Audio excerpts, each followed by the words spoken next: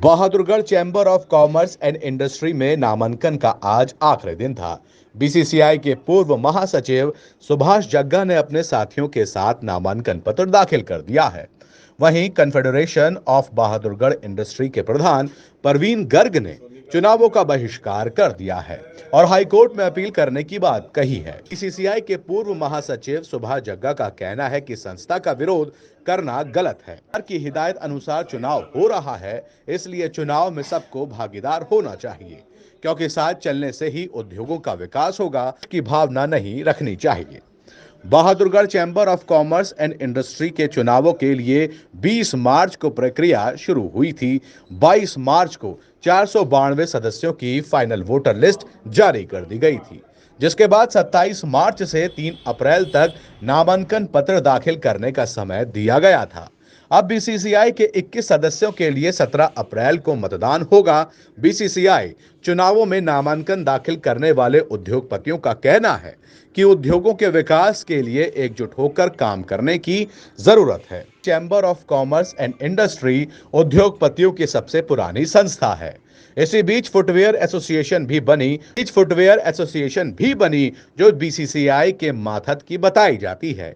वहीं बीसीसीआई की पुरानी कार्यकारिणी से नाराज होकर कुछ उद्योगपतियों ने कन्फेडरेशन ऑफ बहादुरगढ़ इंडस्ट्री यानी कोबी का गठन किया और अब कोबी से जुड़े सदस्य ही बीसीसीआई की चुनाव प्रक्रिया का विरोध कर रहे हैं, क्योंकि उनका मानना है कि उनके पक्ष के वोट नहीं बनाए गए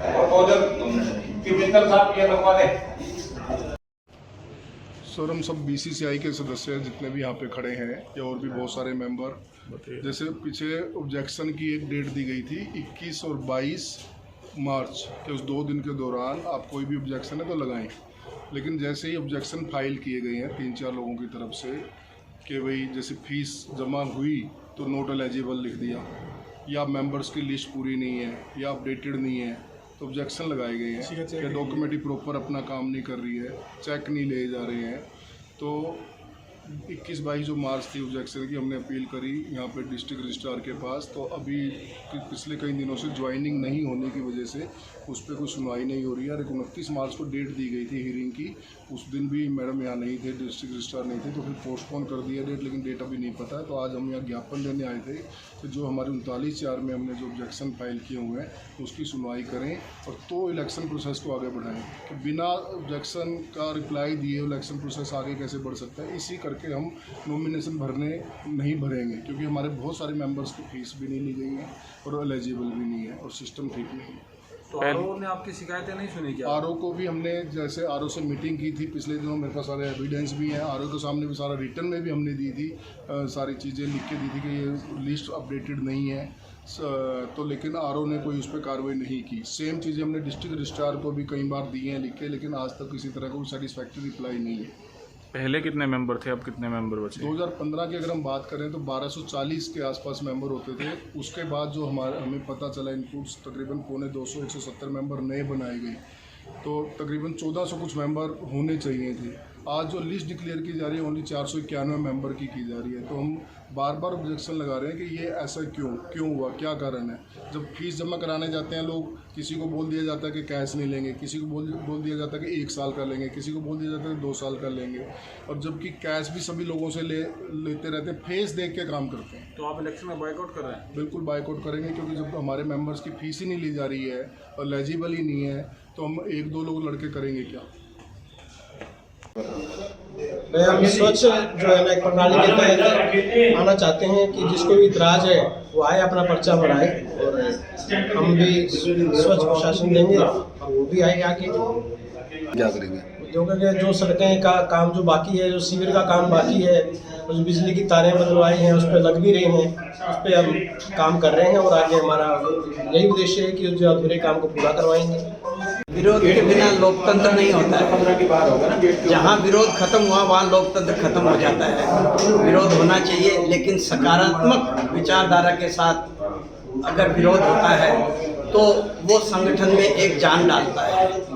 टोटल बाइकआउट किसी भी चीज़ का कोई उपाय नहीं है, उसका कोई किसी भी समस्या का सॉल्यूशन नहीं है। सभी भाइयों से जो आज विरोध भी कर रहे हैं उनसे हमारा निवेदन है चैम्बर की तरफ से वो आए, हमारे साथ बैठें और नई टीम में शामिल हों। और जो बीसीसीआई का उद्देश्य है कि उद्योगों का और बहादुरगढ़ का विकास करें, उस विकास कार्य में वो भी अपना सक्रिय सहयोग दें। हमें खुशी तभी होगी। तो मैं पूरे बहादुरगढ़ के वासियों को और हमारे चैम्बर के साथियों को और पूरी इंडस्ट्री को बधाई देता हूँ कि जो भी कुछ काम रुके हुए थे वो अब सारे स्ट्रीमलाइन हो रहे हैं। सभी रोड, सीवरेज सब कुछ नया बन रहा है। और क्योंकि ये इलेक्शन काफ़ी टाइम से हो रहा है, काफ़ी टाइम बाद हो रहा है, तो सब में ये उमंग भी है कि इलेक्शन अब प्रोसेस चालू हो गया है। क्योंकि बीच में कोविड और किसान आंदोलन करके और कुछ ये रोड रुके हुए थे, इसकी वजह से थोड़े इलेक्शन डिले हुए। तो आज सभी साथी खुश हैं और सभी साथियों में एक उमंग है कि हम बहादुरगढ़ के लिए बहुत कुछ बढ़िया करेंगे। और जैसा कि हमारी इंडस्ट्री, क्योंकि बहादुरगढ़ में एक पूरे इंडिया में एक नाम है इंडस्ट्री का, जितना यहाँ एक उद्योग बढ़ते जा रहे हैं। और अभी तो आप देख रहे हो कि बहादुरगढ़ से लेकर रोहतक तक पूरी इंडस्ट्री फैलती जा रही है। आप कह रहे हो कि सभी साथी खुश हैं, लेकिन कुछ साथियों ने तो बॉयकॉट कर दिया। देखो, परमात्मा उनको भी सद्बुद्धि दे, क्योंकि विरोध करना कोई अच्छी बात नहीं है। और संस्था विरोध करे ये तो और बहुत घटिया बात है। हम तो जो सिस्टम है, जो सरकार जिस तरीके से इलेक्शन सरकार ने शुरू कराया, हम तो उसमें सहमत हैं। जो उन्होंने कुछ अपीलें लगाई तो मैडम DIC ने उनकी अपीलों को माना और नए एडॉक कमेटी में भी मेंबर डाले। और जो मेंबरों के लिए दोबारा कहा वो भी कहा गया।